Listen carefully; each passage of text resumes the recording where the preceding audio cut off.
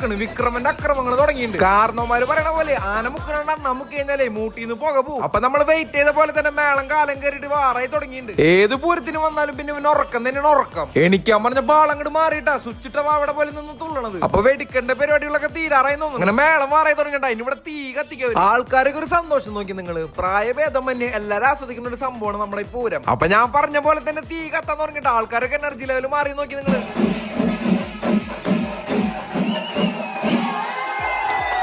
പൂരം കഴിഞ്ഞ അടുത്ത സെക്കൻഡ് തന്നെ ഇവിടെ വെടി പൊട്ടാൻ തുടങ്ങിയിട്ട് ആൾക്കാരുടെ റഷൊക്കെ പിന്നെ പടക്കത്തിന്റെ അടുത്തേക്ക്. ഒരു നിമിഷം ഞാൻ പേടിച്ചു ഇങ്ങോട്ട് വരും. അടുത്തുനിന്ന് കയറിട്ട് ചെവി അടിച്ചു പോയി. വെടിക്കെട്ട് കഴിഞ്ഞ പിന്നെ അവിടെ മൊത്തം ഒരു കൊടൈക്കനാൽ വൈബായിരുന്നു. അപ്പൊ ഞാൻ നോക്കുമ്പോണ്ട് എന്റെ കുറച്ച് കുഞ്ഞു സബ്സ്ക്രൈബേഴ്സ് എന്നെ തട്ടി വിളിക്കും. നമ്മൾ കാട്ടിന്ന് പിടിച്ച കരിമ്പുലിയുടെ പെർഫോമൻസ് ആയാലോ.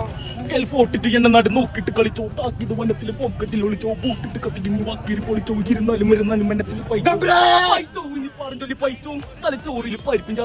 പരിപ്പും ചോറവന്റെ ഞാനൊന്നും പറയണില്ല. സമയം 3 മണി. വയറ്റിനുള്ളിൽ ചെറുകുടലേക്ക് വേസ്റ്റിട്ട് എന്നെ കുട്ടായിട്ടാന്ന് വിളിക്കും. 3 മണിയല്ല ഇനി 4 മണി 5 മണിക്ക് വന്നാലും ഇവിടെ ഉണ്ടാവും ഫുഡ്. ഇവിടുത്തെ കൊത്ത് പൊറോട്ട ഒരു ഐറ്റം തന്നെയാട്ടോ. അച്ഛനെ നടപ്പിയ 100 കൊണ്ട് നമ്മള് പിള്ളേർക്ക് ഐസ്ക്രീം മേടിച്ചു കൊടുത്തു. അങ്ങനെ തിന്നും കുടിച്ച് ബില്ലടിക്കാൻ പോയപ്പോഴേ 300 രൂപ. അതെങ്ങനെയും ഉണ്ടാക്കാൻ നോക്കട്ടെ. അപ്പൊ ശരി, നാളെ കാണാം.